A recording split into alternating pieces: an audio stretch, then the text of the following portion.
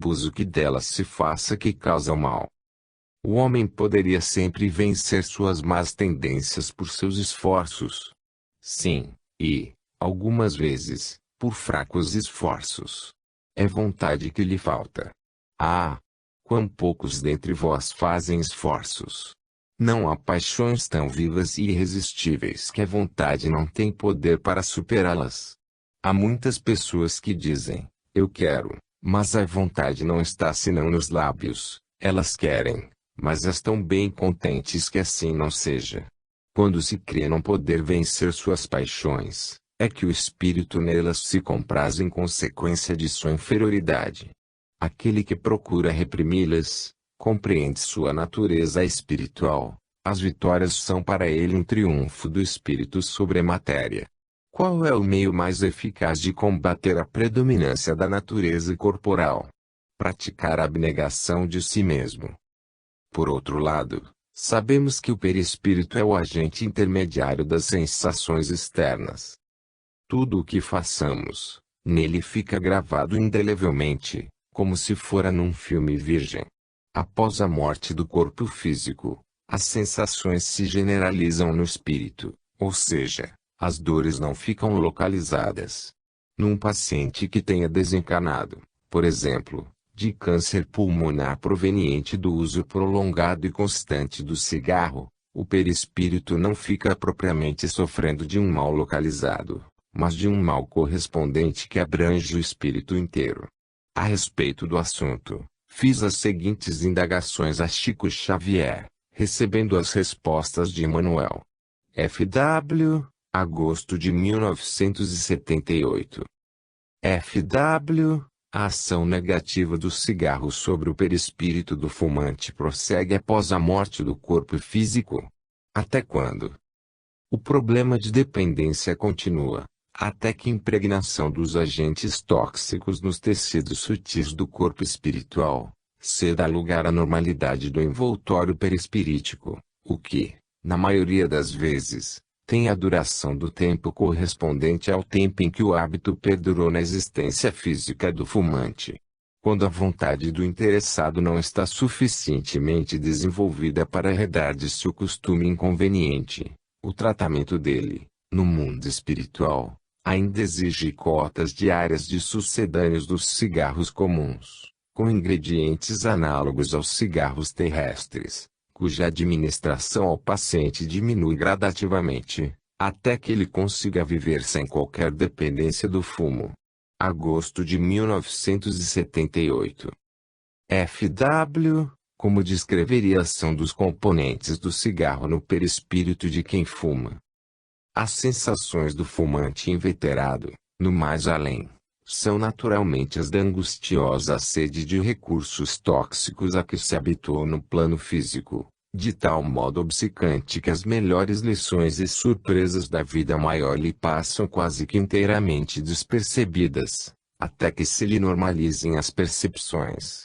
O assunto, no entanto, no capítulo da saúde corpórea, deveria ser estudado na Terra mais atenciosamente, de vez que a resistência orgânica decresce consideravelmente com o hábito de fumar, favorecendo a instalação de moléstias que poderão ser claramente evitáveis.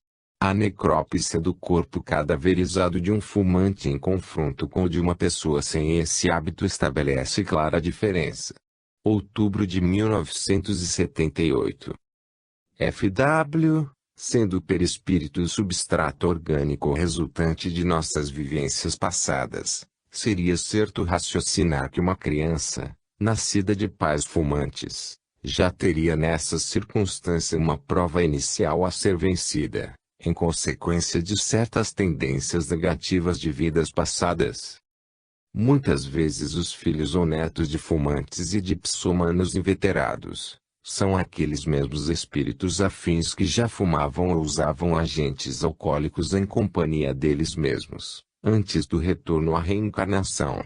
Compreensível, assim, que muitas crianças, espíritos extremamente ligados aos hábitos e idiosincrasias dos pais e dos avós, apresentem, desde muito cedo, tendências compulsivas para o fumo ou para o álcool, reclamando o trabalho persistente e amoroso de reeducação.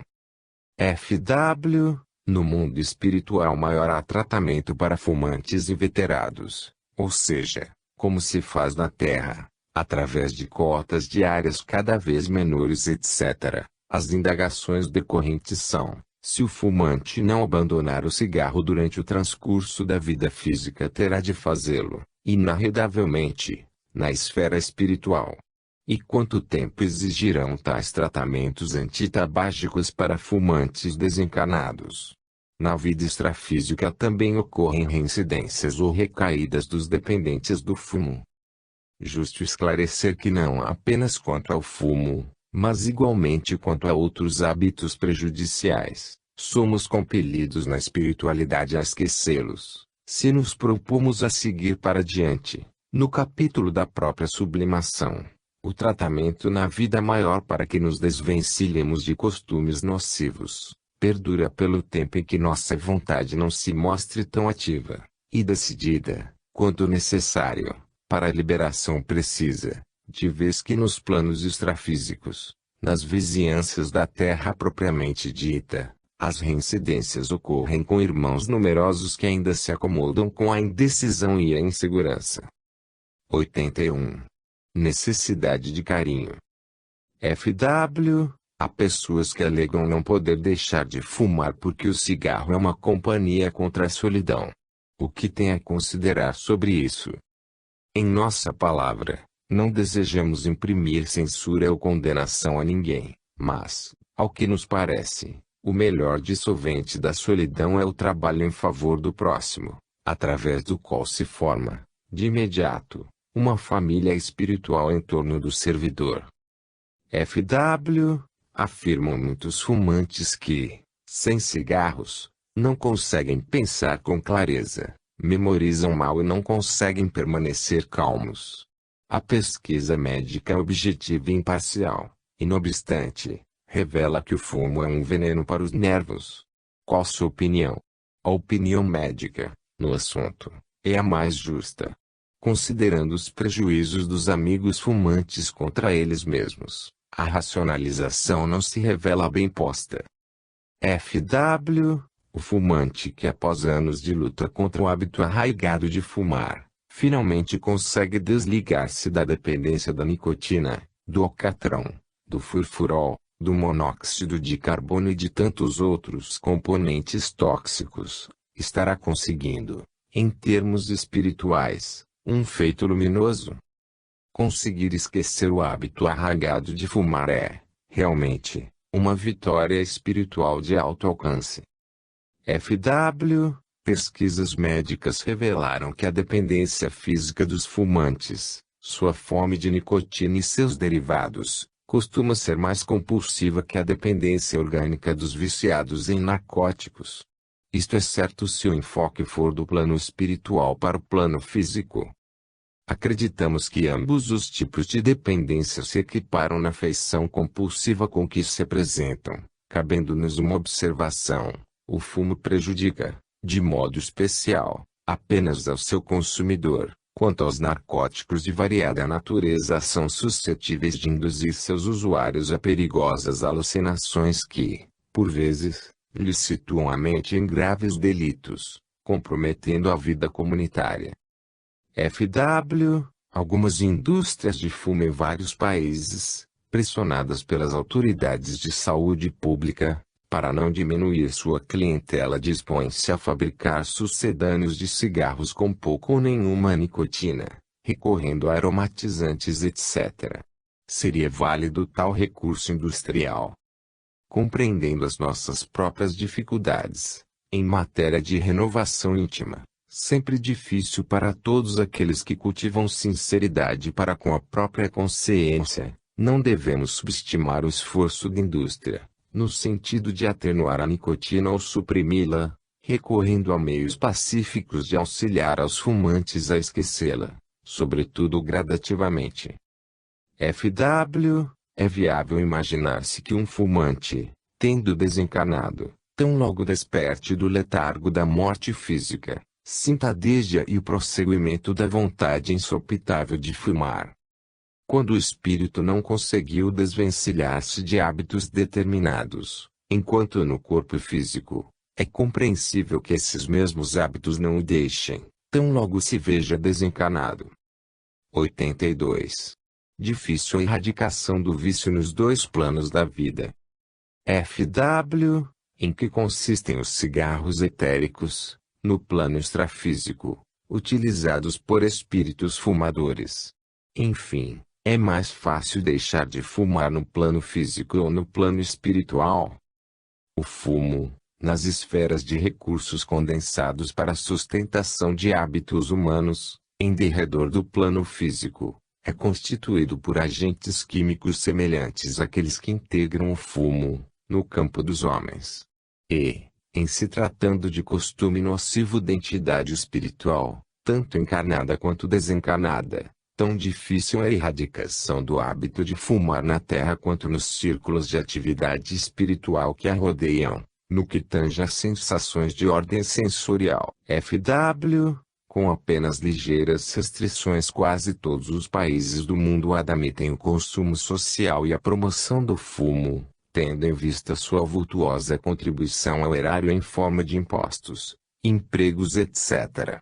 O que é mais importante, as racionalizações baseadas na predominância de valores econômicos que aumentam a riqueza de uma sociedade, ou a preservação de outra riqueza, a representada pela saúde humana. O assunto é complexo, de vez que somos impulsionados, pelo espírito de humanidade, a considerar que o fumante arruína as possibilidades unicamente dele mesmo, requisitando, de modo quase que exclusivo, o manejo da própria vontade para exonerar-se de um hábito que lhe estraga a saúde.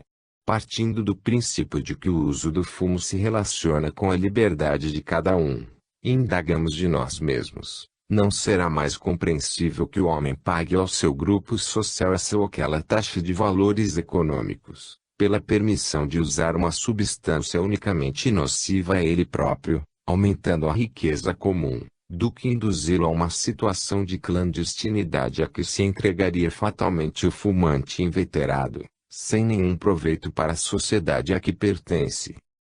Como vemos, é fácil observar que a supressão do tabagismo é um problema de educação individual, com sólidos fundamentos no autocontrole.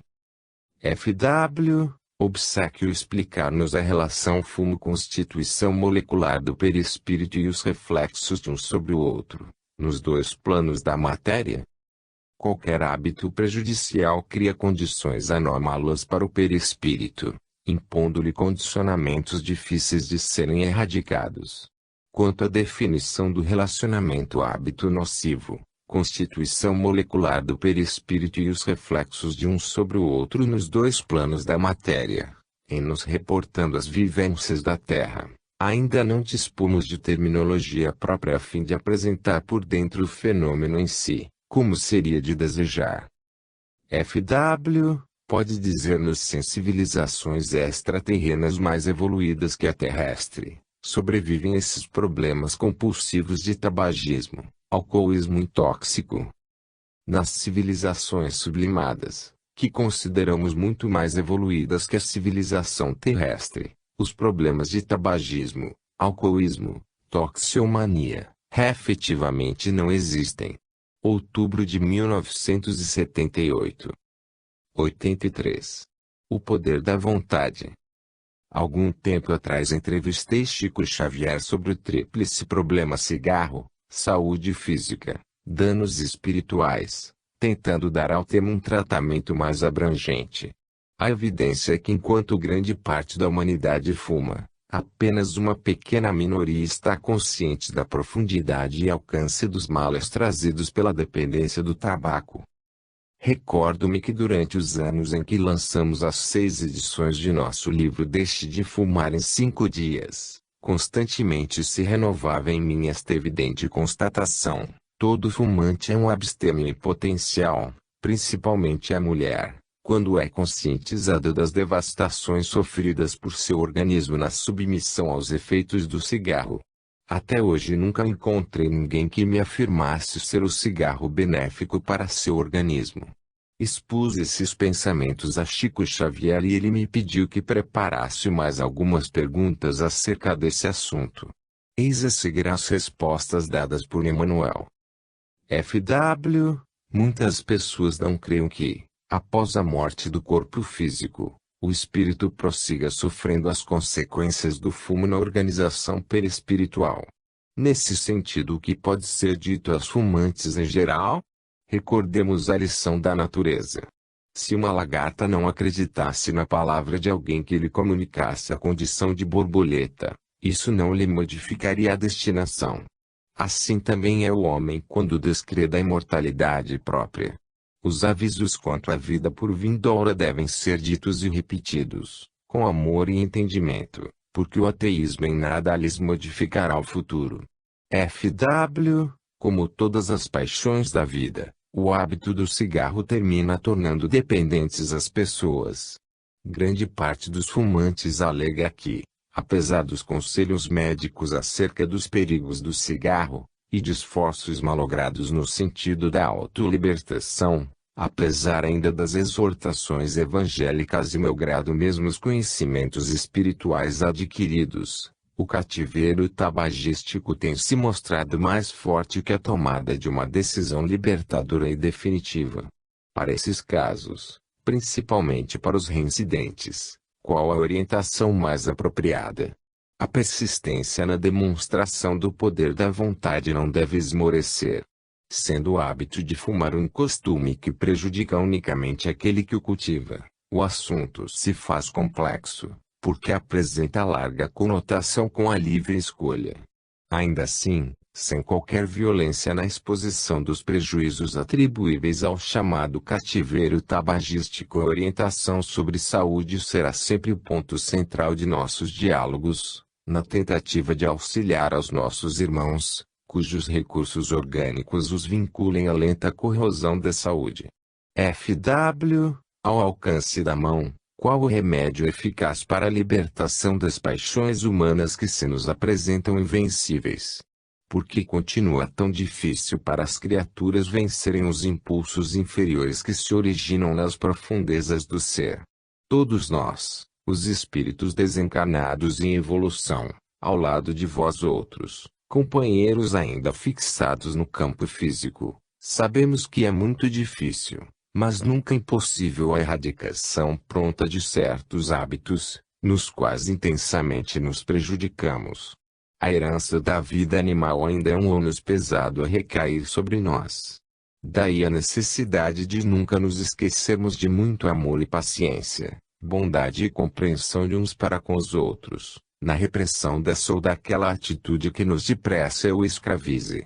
Agosto de 1980. Uma outra coisa importante na vida das pessoas é a ilusão. Sim, isso mesmo que está escrito aí. A necessidade da ilusão.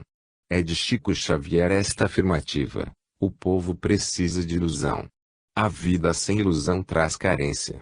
A questão toda é essa: a ilusão e ilusão. Um indivíduo que vê nas drogas uma forma de escapulir da realidade, esse não se iludiu, ele apenas se refugiou numa fixação doentia. Na intimidade da alma humana há ambiente para múltiplos sonhos e projetos. Pessoas há que buscam no misticismo, em teoremas esotéricos, vinculações com as trevas, alternativas para fugir do verdadeiro encontro com o próprio eu, quero dizer Deus. É muito duro e cruel sentir o vazio existencial dentro de si. O suicídio é o limite máximo e explícito desse estado de alma. Cuidar do corpo e não negar à própria alma a oportunidade de elevação espiritual é o melhor elixir de saúde integral, enquanto estivermos peregrinando neste planeta de provações. Junho de 1993. F.W. Em 5 estados norte-americanos foi legalmente liberalizado o uso da maconha. Que podemos esperar dessa tendência liberalizadora? Estamos diante de resoluções assumidas pelo livre-arbítrio de pessoas respeitáveis, tanto da parte dos que dirigem quanto da parte dos dirigidos. Acatando o critério havido em semelhantes escolhas, estamos certos de que as leis de Deus nos ensinarão sempre o melhor, seja divertindo-nos contra cenas práticas nocivas a nós mesmos, seja entregando-nos à permissividade, até que as consequências desse ou daquele hábito nos encaminhem a mais amplo conhecimento acerca do que seja realmente proveitoso à nossa conquista de paz e felicidade. Outubro de 1976. 84. Fumo, álcool e drogas. Nair Belo, no programa da Hebe, lamentou a existência de grande quantidade de jovens que estão fazendo uso de drogas, e perguntou ao médium o porquê desse desastre. O tóxico, segundo Chico, é o irmão mais sofisticado da cachaça. Através desta também nós temos perdido muita gente. A fascinação pelo tóxico, e a necessidade de amor que o jovem tem. Mesadas grandes que não são acompanhadas de carinho e de calor humano paterno e materno, geram conflitos muito grandes. Muitas vezes a privação do dinheiro, o trabalho digno e o afeto vão construir uma vida feliz. Janeiro de 1986. 85. Contra a discriminação das drogas. Há um movimento recente no país tentando discriminar as drogas. Desejo saber o que pensa Chico Xavier dessa intenção do governo. Com uma pergunta ele encerrou a questão: se elas sempre foram prejudiciais até agora, será com palavras que vamos torná-las úteis? MN, março de 1995. 14ª parte, Médiuns e Mediunidade. 86. Que é mediunidade? Cabe, que é mediunidade, no significado real de sua essência. Mediunidade, na essência, e afinidade, é sintonia, estabelecendo a possibilidade do intercâmbio espiritual entre as criaturas, que se identifiquem na mesma faixa de emoção e de pensamento. Junho de 1990. 87. Maior incidência hoje. MN. A mediunidade está situada como uma das funções mais primitivas, no homem. Qual a razão do seu recrudescimento mais amplo nos tempos atuais? De modo geral, até agora, as criaturas humanas se fixaram nos processos de vivência com egoísmo por base, arredando-se das cogitações comuns às questões da sensibilidade quando afetada pelos sofrimentos e necessidades dos outros. Isso estabeleceu, a nosso ver, um antagonismo natural entre a mente humana vulgar e as possibilidades de contato com a vida fora da matéria mais densa.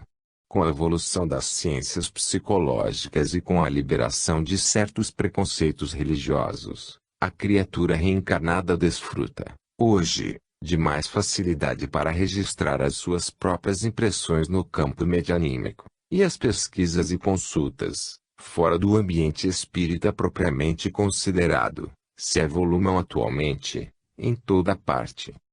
Daí, talvez, o interesse generalizado da própria ciência, na atualidade, criando os centros de estudos dedicados à parapsicologia, que, na essência, é o estudo dos próprios valores mediúnicos da pessoa humana, desvinculado das responsabilidades de natureza religiosa.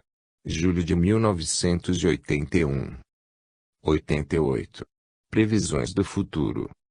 F.W., o célebre Nostradamus assinala os meses de julho e outubro de 1999 como sendo os do período final do tempo que estamos atravessando, advindo então imensos cataclismos e calamidades sociais.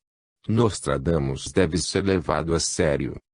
O médium faz algumas considerações verbais dizendo que se deve dar o maior respeito ao mensageiro humano e os seus conhecidos vaticínios, mas acrescenta que acerca do assunto o Espírito Emmanuel recomenda que se leia no Antigo Testamento o livro de Jonas, é o menor dos livros do Antigo Testamento, diz Chico. O seguir, toma da Bíblia ao lado de sua mesa e lê o texto inteiro, acrescentando: por onde se vê que o futuro de um povo pode ser modificado por suas ações e propósitos. Este é o vaticínio válido para todos os tempos. Julho de 1976.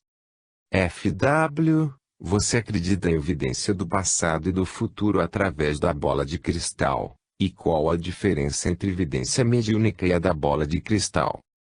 Cremos que na bola de cristal, ou em instrumentos outros, o clarividente pode talvez centralizar os próprios pensamentos com mais segurança para a evolução da clarividência mediúnica propriamente dita. Mas, como em qualquer fenômeno mediúnico, a doutrina espírita é o melhor educandário para que o médium, seja ele de qualquer faixa de observação, se conscientize de suas responsabilidades perante os outros, nos domínios da vida. Isso porque, segundo os amigos espirituais, ver-se é comum a todos, mas saber ver em favor do próximo é auxílio a todos, ainda é conquista de poucos. Outubro de 1976. F.W. Conhecemos uma médium com favorecidas faculdades de materialização, vidência, cura, contando para isso com uma notável equipe médica espiritual. Ela, porém, não se interessa pelo estudo da doutrina espírita, e faz a sua tarefa de caridade como que automaticamente, porque, se não o fizer, lhe ocorrem seguidos acidentes, pratos e copos voam e quebram sozinhos, etc. O que lhe ocorre dizer a esse respeito? Cedo mais adiante, o mundo espiritual encontrará recursos para que esta nossa irmã busque iluminar tão nobre mediunidade com a luz da nossa doutrina. Agosto de 1976. F.W. Considerando-se o alcance e profundidade dos meios de comunicação na atualidade, não seria útil, no campo doutrinário, que médiuns experimentadores autênticos e kardecianos se dispusessem à demonstração séria de fenômenos de efeitos físicos, incluída a materialização ectoplásmica? Ou será que nós, da humanidade terrestre, ainda não estamos amadurecidos para isso? Creio que precisamos coletivamente da mais profunda maturidade mental para receber a materialização mais ampla dos desencarnados, com a responsabilidade e o respeito necessários ao proveito real de manifestações dessa natureza. Julho de 1977. F.W. Pode um espírito obsessor dominar a mente de uma pessoa encarnada e então aliená-la, como faz um hipnotizador com o seu sujeito, a ponto de mudar o destino da criatura obsediada? Emmanuel esclarece-nos sempre que a obsessão é uma ocorrência partilhada. A vontade é uma alavanca de alto poder e não pode ser totalmente manejada, em nós, por outrem, seja por algum amigo encarnado ou desencarnado, sem o nosso consentimento. Julho de 1977. F.W. Então, por que são tão raros os autênticos médiuns de efeitos físicos, bem como os próprios fenômenos dessa ordem? Caro Fernando, se alguma nação da Terra atual pudesse controlar o sol ou o ar, que seria de nós, do ponto de vista da humanidade? E se o intercâmbio entre mundo espiritual e mundo físico estivesse sob o poder controlador de apenas um grupo humano, isso seria lamentável, em nossas condições de egoísmo da atualidade, coletivamente falando, não acha? O assunto exige muito tempo e muita experiência, com a prática generalizada do respeito mútuo e com educação pessoal indispensável. F.W. Dons mediúnicos pronunciados, como por exemplo da vidência espiritual, que tantas pessoas anseiam e se esforçam por possuir, sob certas circunstâncias de ordem material, não significariam uma desvantagem ou, pelo menos, um transcendente compromisso para essas pessoas. Dons mediúnicos não representam desvantagens, mas envolvem os compromissos e as responsabilidades que lhes são consequentes. Os candidatos ao trabalho mediúnico, junto das criaturas humanas, precisam refletir com segurança e discernimento, antes de abraçá-lo, conscientes de que se encontram diante de um dos mais sérios compromissos espirituais da vida. F.W. É viável uma comunicação entre médium e espírito comunicante, se entre os dois não existir simpatia ou conjugação natural de ondas mentais? Em meu caso pessoal tenho observado que, sem simpatia ou afinidade entre o médium e entidade comunicante, O intercâmbio é sempre muito deficiente ou quase impraticável. Julho de 1977. MN, Poltergeist é um filme de Spielberg baseado em dados da respeitável parapsicóloga Thelma Moss, mas houve exageros muito grandes e a própria entrevista do diretor à revista francesa L'Express não nos convenceu muito, atribuindo os fenômenos mais aos nossos terrores de infância. De todo modo, vimos os jovens vibrarem com os fenômenos apresentados no filme e nós mesmos identificamos alguns desses fenômenos físicos bem mais próximos da realidade mediúnica. Você acha que está chegando a hora de os grandes meios de comunicação de massa, principalmente dos Estados Unidos, acordarem para essa realidade imperecível, revelada por Kardec, a partir dos ensinamentos de Jesus?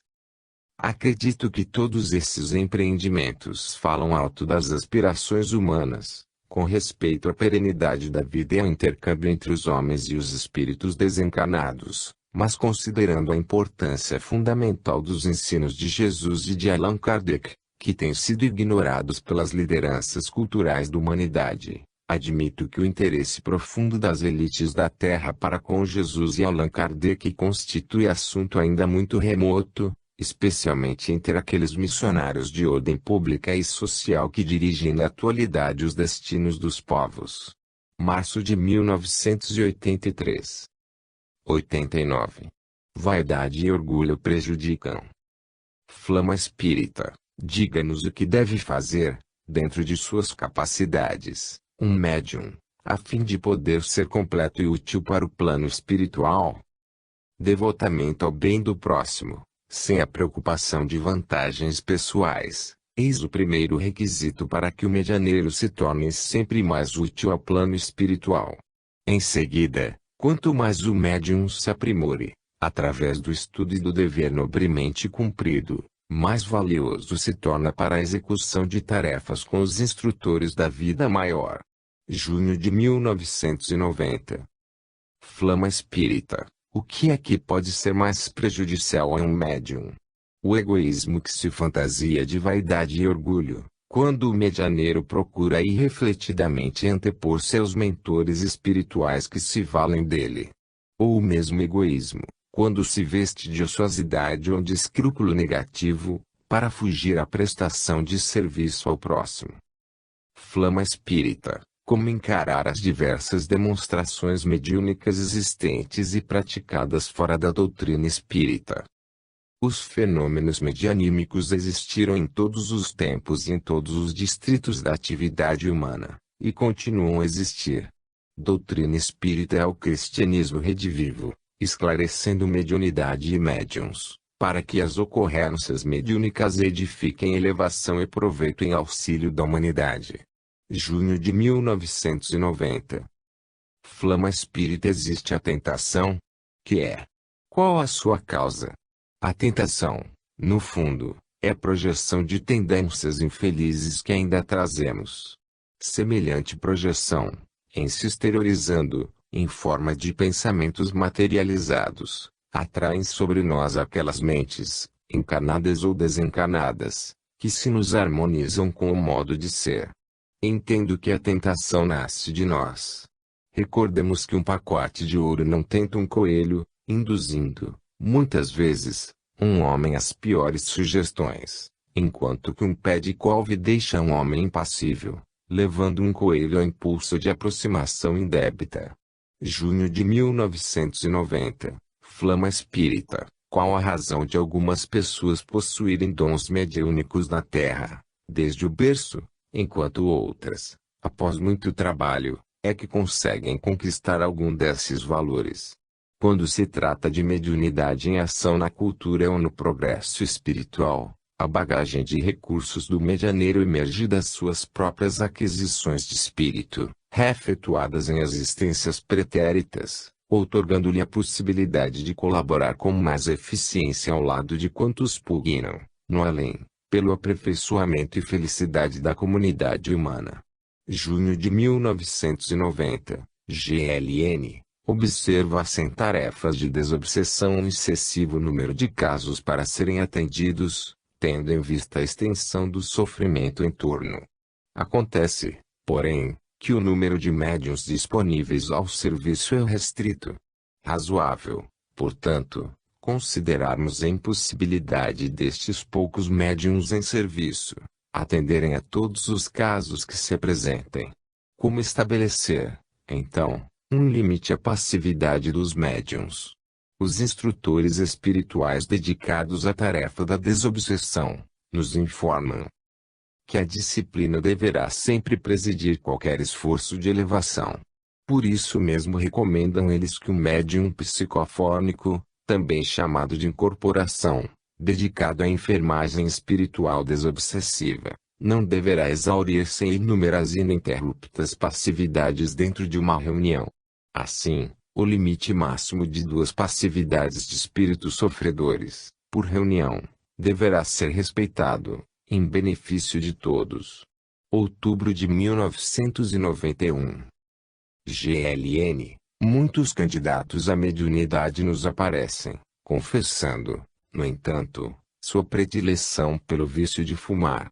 O que fazer nesses casos? Ponderam os mentores da vida maior que o vício da utilização do fumo, cotidianamente é considerado dos menores vícios da personalidade humana. Não obstante, qualquer candidato à mediunidade cristã deverá esforçar-se diariamente por superar suas próprias inibições, consciente de que o quadro de serviços redentores a que se candidata exigir-lhe-á renúncias e abnegações incessantes em favor do próximo. Dentro deste particular é que os amigos espirituais nos dizem que principalmente nas tarefas de auxílio desobsessivo e nas tarefas de alívio aos doentes, é totalmente desaconselhável o hábito de fumar.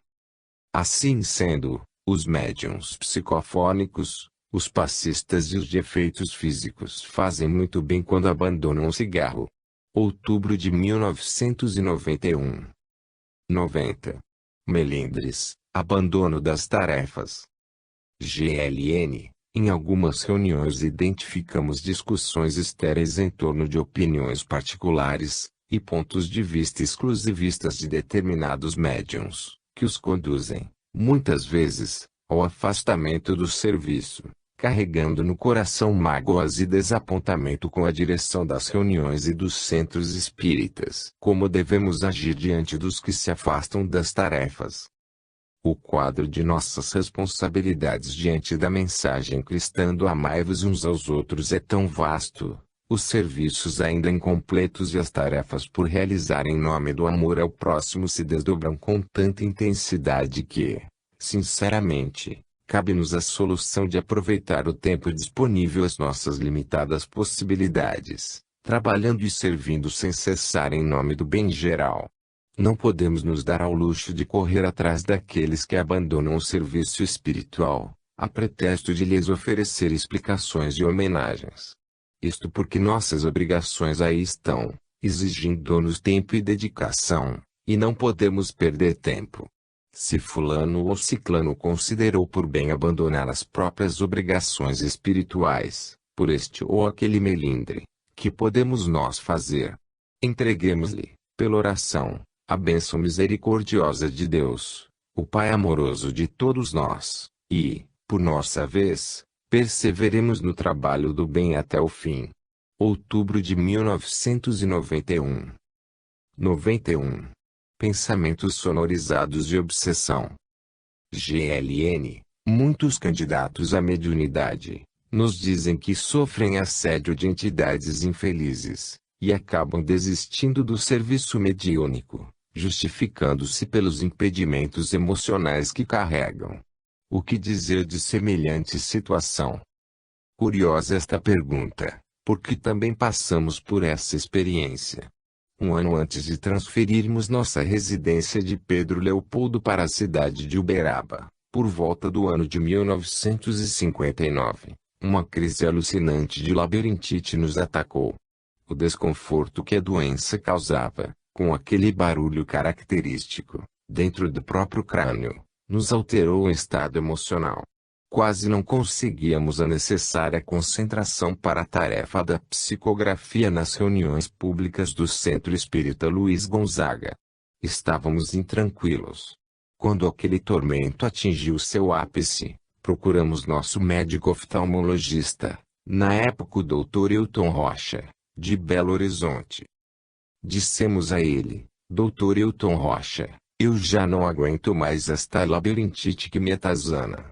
Este barulho incessante me tonteia e já não posso atender às minhas obrigações de psicografia com a tranquilidade desejável. De modo que o senhor tem a minha autorização, caso esta labirintite seja causada pela minha enfermidade dos olhos, para remover os meus globos oculares. E o senhor pode arrancar os meus olhos, porque eu preciso continuar trabalhando. O Dr. Hilton Rocha nos tranquilizou dizendo que de forma alguma a labirintite era devida às nossas enfermidades oculares. Recomendou-nos paciência e disse-nos que tudo iria passar. De fato, quando nos instalamos em definitivo aqui em Uberaba, a crise de labirintite passou. Recentemente, no entanto, a questão voltou, mais ou menos há uns 2 anos, com grande intensidade. Desta vez não só ouvíamos o barulho característico da labirintite, como também registramos a voz nítida dos espíritos inimigos da causa espírita cristã, perturbando-nos a tranquilidade interior. Essa presença de espíritos infelizes, desde então, tem sido uma constante. Ouvimos-lhes diariamente os ataques à mensagem cristã e à doutrina espírita, as sugestões desagradáveis, as induções ao desequilíbrio, os sarcasmos em relação aos episódios por nós vividos no decorrer desta existência, as alusões ferinas às ocorrências menos dignas de nossos círculos doutrinários, as calúnias em relação a fatos conhecidos por nós, e até maledicências dirigidas ao nosso círculo de amizades. Tudo isso de forma tal que nos sentimos tolhidos na liberdade de pensar. Nossos amigos espirituais classificam este tipo de atuação como sendo pensamentos sonorizados dos obsessores em nós mesmos. Dr. Bezerra de Menezes nos recomendou muita calma em relação ao assunto, incentivando-nos, inclusive, a conversar com esses irmãos infelizes pelo pensamento, mostrando-lhes o ângulo de visão que nos é próprio, e rogando-lhes paciência e compreensão para as nossas atividades mediúnicas. Mesmo assim, apesar de estarmos tentando dialogar com esses espíritos, somente em 80% dos casos eles desistem do sinistro propósito de nos retardar as tarefas. Assim, ainda 20% deles continuam renitentes em seu desiderato infeliz. Outro dia mesmo recorremos ao nosso mentor Emanuel, e ele nos pediu mais paciência. Segundo a afirmativa dele, isso ainda duraria por algum tempo e em breve tudo voltaria ao normal. Outubro de 1991. Gugu, como explica o fenômeno da cura pelos espíritos? Isso é mesmo possível? Eu creio que os espíritos incentivam na criatura o aproveitamento dos recursos de sua mente. Cada qual temos recursos mentais vigorosos para sustentar e conduzir seu caminho. Novembro de 1995. 92. Cirurgias espirituais. Em 25 de fevereiro de 1984, uma caravana composta de vários membros da Associação Médico Espírita de São Paulo, visitou Uberaba e foi recebida, em reunião particular, pelo médium Chico Xavier.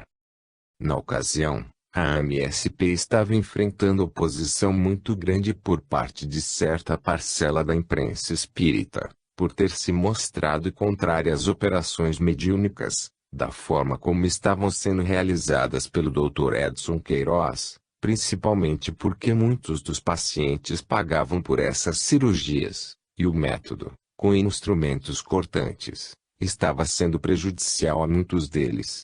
Tendo conhecimento de que a entrevista com Chico Xavier fora gravada e que a doutora Maria Júlia Preto Pérez era a entrevistadora, naquela ocasião, procuramos a presidenta do Instituto Nacional de Terapia de Vidas Passadas INTVP, para saber o teor da reunião.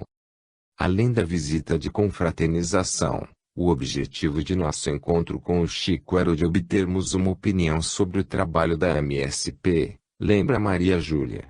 Segundo a ex-secretária-geral da entidade, foi uma visita muito agradável, onde todos passaram momentos de muita confraternização, carinho e energia espiritual. As palavras do Chico vieram incentivar nossos esforços no trabalho da AMSP, ressaltou. No encontro, o médium fez muitas ponderações sobre os trabalhos de cura, ressaltando a importância da oração. Doutora Maria Júlia Preto Pérez, como a espiritualidade tem visto o trabalho da Associação Médico Espírita de São Paulo nestes 16 anos de atividades? Estes amigos que se comunicam conosco, sempre se referem à importância desse trabalho, e à discrição e responsabilidade que caracterizam nossos amigos médicos espíritas, e o espírito de compreensão quanto às obrigações que cabem aos representantes de uma classe de tamanha responsabilidade na vida comunitária. MJ, haveria necessidade de modificar a sua orientação ou tomar novos rumos, visando ser mais útil à doutrina espírita. Entrevista realizada em Uberaba, no dia 24/2/84, em reunião particular, entre membros da AMSP e o médium Chico Xavier.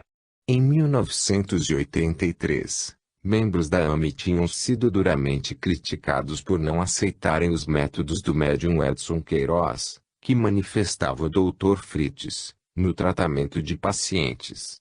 Não podemos esquecer que o médico já recebeu uma titulação dentro de funções específicas, às quais não pode renunciar, sem renunciar ao espírito de classe, que merece de cada médico o respeito máximo. Nós acreditamos que a associação, existindo, já é uma cidadela defensiva da doutrina espírita, sem necessidade de se entregar a trabalhos de divulgação doutrinária, que está nas mãos de nós outros que, sem essa titulação, podemos livremente sonhar, imaginar, interpretar e falar de nossos assuntos, sem essa vinculação de responsabilidade com uma ciência tão positiva como a medicina. Dr. Antônio Ferreira Filho, qual sua opinião sobre a atuação da AMSP? Frente ao caso Edson Queiroz, que manifesta o Dr. Fritz. Justificativo da pergunta. A AMSP tem sido violentamente criticada por alguns jornalistas e escritores espíritas por ter emitido sua opinião divergente da deles. O médium deve estar restrito ao seu próprio ambiente na questão de demonstrações científicas. Por exemplo, na psicografia tenho estado em diversas capitais e funciono como um aparelho dos espíritos que querem escrever e que no ato de escrever não cria nenhuma agitação em classe alguma. Agora, interferir no corpo humano, creio que precisamos de muita prudência. A esse respeito, peço licença para dizer que, em 1968, quando nosso amigo Arigó ainda estava presente na Terra, o Dr. Fritz se propôs a me operar de um problema muito grave de próstata.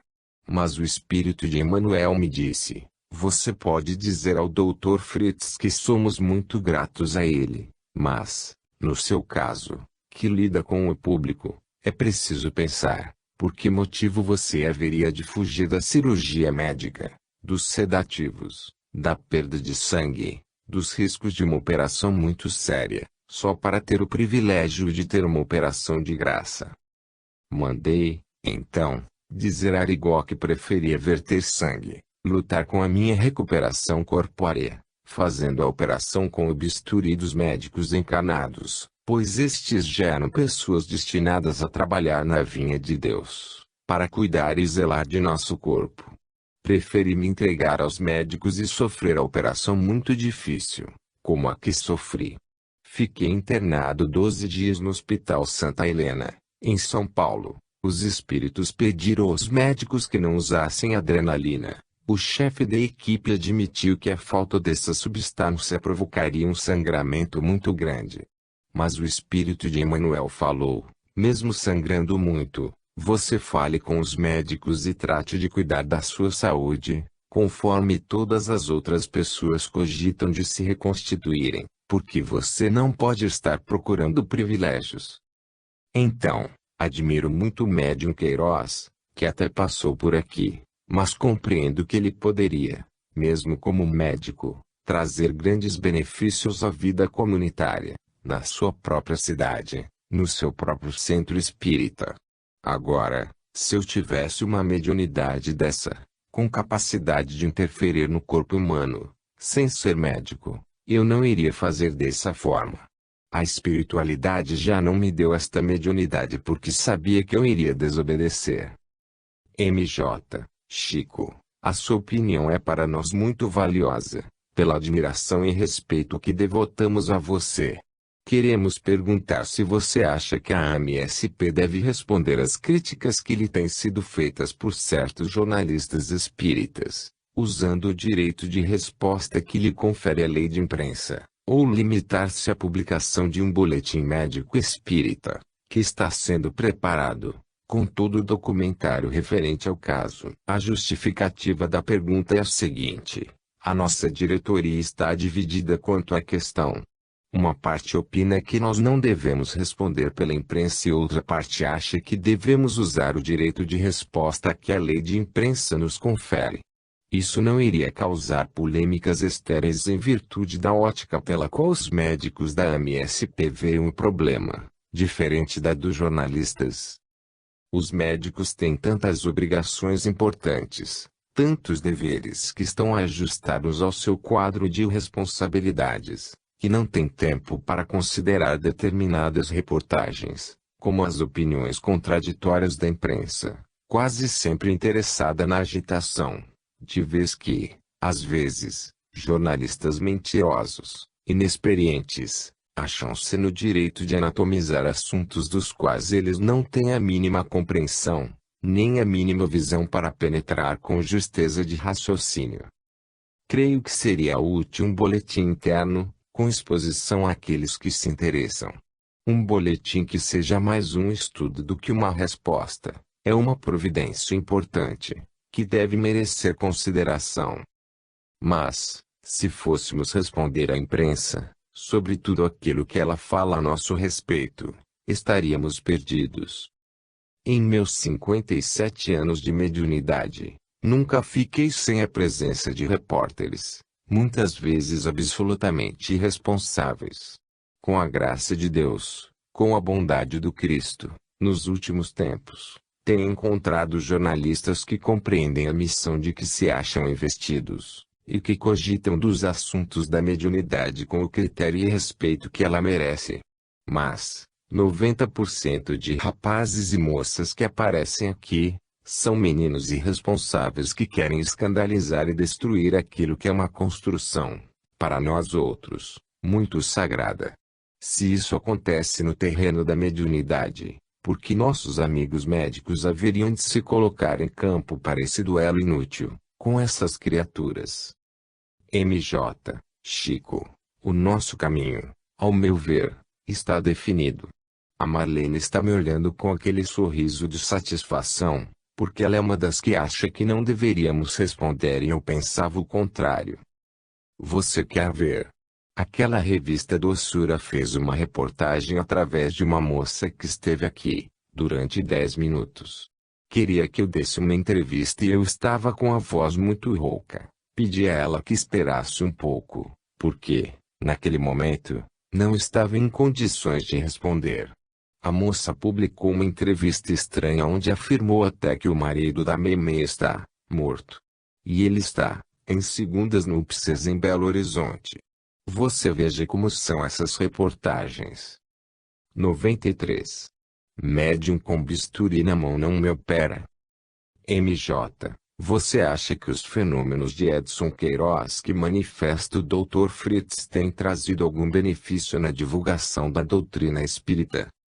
Respeito muito a mediunidade de todos os companheiros que estão no desempenho de suas tarefas, com honestidade, com bondade, simplicidade, preocupados com o espírito de compreensão humana que nós precisamos. Mas, a mediunidade de efeitos físicos tem trazido muitas dificuldades para o público espírita propriamente considerado. É possível que haja gente que pensa ter sido beneficiada pelas operações do Dr. Fritz, através de Arigó e do Dr. Edson Queiroz. Mas, Nós não podemos nos esquecer que através da oração, simples, sem qualquer sofisticação, sem qualquer instrumento estranho para o ambiente da fé, milhares de pessoas são beneficiadas de maneira substancial. Acredito que todo médium tem possibilidade de trazer muito benefício à vida comunitária, mas me abstenho de comentar as consequências que os casos Edson Queiroz, que manifesta o Dr. Fritz, possam ter. O sofrimento humano é tão grande, a luta pela sobrevivência, a ânsia pela melhora do povo e cura das doenças são tão grandes, neste mundo, que se compreende a existência de pessoas de boa fé que se entregam de coração a esses fenômenos que não entendo muito bem. De modo que é uma resposta meio problemática. Uma resposta sinuosa. MJ, risos, está muito bem colocada. Nós entendemos muito bem. Na sua opinião, o médium cirurgião precisaria usar instrumentos cirúrgicos, bisturis, agulhas ou outros, para atingir o perispírito e curar as moléstias. Ou simplesmente a atividade vibratória mental conseguiria tal objetivo? Já recebi auxílio do espírito do Dr. Kamura no ano de 1969, quando o sangramento a que me referi estava sendo excessivo. Recebi intervenções consideradas cirúrgicas, mas em que não havia bisturi, de maneira nenhuma. Senti no interior de meu corpo lâminas trabalhando, sem nenhum instrumento cortante ou demonstração externa, apenas o médium tomava atitude e posição de aplicar passe. Como no Evangelho, Jesus e os apóstolos impunham as mãos nos doentes. Esse médium já me prestou benefícios muito grandes, por várias vezes. Com a luz acesa, senti a lâmina trabalhar dentro do meu joelho, o médium com as mãos libertas e a dona Guiomar, que o auxilia nessas sessões, e mais 2 pessoas amigas orando, e eu sentindo tudo. Outra vez, foi em minha garganta, e outra na própria intimidade da caixa torácica. Em ambas senti a lâmina trabalhando, sem necessidade de bisturi. Digo com sinceridade, se precisar de uma outra operação, me entregarei ao médico cirurgião. Não vou me submeter a bisturi na mão de médium, porque o médium não está indicado para isso. Já passei por 5 cirurgias realizadas por médicos encarnados, com anestesia e todo o decurso normal dos atos cirúrgicos. Médium com bisturi na mão não me opera. MJ, na sua opinião, esse Dr. Fritz que se comunica pelo Dr. Edson é um espírito evoluído ou é um mistificador? É difícil julgar. Mas os nossos amigos espirituais nos orientam sempre para sermos brandos e pacientes. Então, não entendo por que ele fala rispidamente com alguns pacientes. Por exemplo, por que a senhora bebe tanto? Não vou operar porque você fuma. Por que a senhora faz isso? Porque o senhor fez aquilo. Etc. O espírito de Emmanuel me ensinou respeito pelas pessoas. Se a pessoa fuma ou bebe, tenho que respeitá-la. Não compreendo os espíritos operadores, quando às vezes são duros demais com aqueles a quem deveriam ser brandos e pacíficos. MJ, você considera que a publicação de certas fotos de pacientes tais como foram feitas por alguns jornais espíritas, é lícita e cristã? Essas publicações não são cristãs, nem partindo de médiuns que estariam com a tarefa mediúnica, nem da parte da cirurgia médica propriamente dita. No caso das cirurgias médicas, elas ainda se circunscrevem às publicações específicas, mas na imprensa leiga, temos o sensacionalismo. Às vezes, espíritos aventureiros, sem nenhuma respeitabilidade, as publicam de forma sensacionalista. Se minha mãe fosse operada e saísse a foto de sua cirurgia em notícias assim, eu não iria gostar. MJ, muitíssimo obrigada, Chico, em nome da diretoria da Associação Médico Espírita de São Paulo, por esta valiosa entrevista com que você acaba de nos brindar. É difícil julgar. Não estou dando uma opinião, o que seria para mim muito difícil, mas determinadas considerações de amigos espirituais.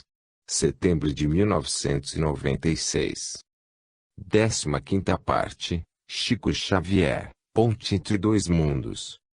94. Mensagem em inglês. Em agosto de 1974, a Folha Espírita publicou